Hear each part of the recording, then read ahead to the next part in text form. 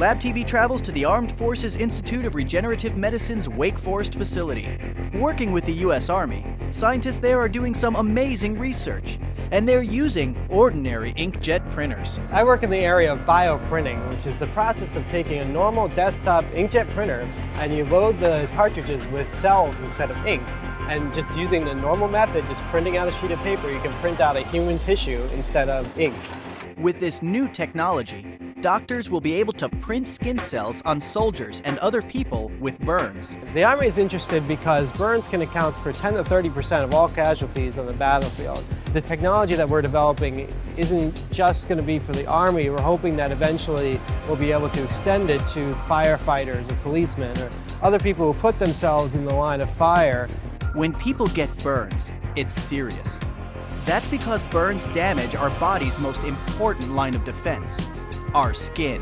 Skin is incredibly important. It's the largest organ in your body, and it does things like retains water, it retains heat or gives off heat, and it helps provide a very important barrier against infection.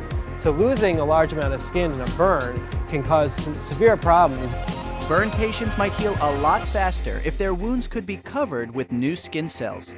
But it's not as easy as it sounds. A wound from a burn, it's not going to be flat. It's going to have a bunch of jagged areas. And in those jagged areas where the wound is deeper, you need to put a different cell type. So the cell type in the skin that's on the top is not the same that's going to be on the bottom. They'll need to fill in the wound with two types of skin cells, fibroblasts and keratinocytes. Fibroblasts are what make up the deep layer of the skin, and those help to produce the matrix that helps to keep the skin held together.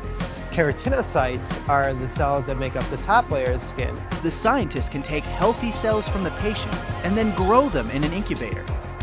Once they have enough, they load them into inkjet cartridges that have been cleaned and sterilized.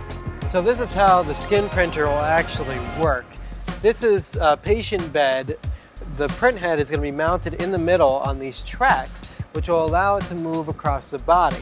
A camera scans the patient's burn and uses a laser to create a 3D map of the wound.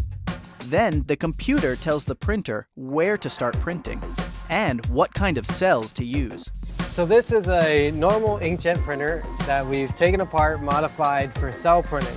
We just load the cells right where the ink goes instead of ink.